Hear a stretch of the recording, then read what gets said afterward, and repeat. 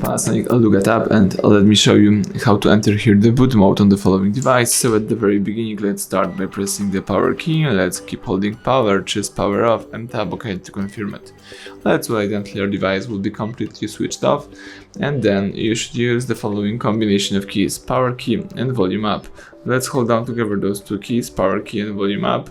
Keep holding both keys and release them as soon as boot mode pops up. So this is the boot mode. Here you can navigate by using volume up and confirm options by pressing volume down. Here you can, for example, choose recovery mode, fast boot or normal.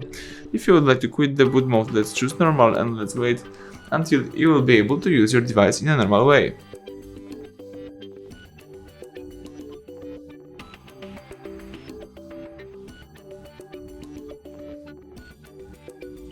Alright, so now you can use your device in a normal way. Thank you for watching. Please subscribe our channel and leave a thumbs up under the video.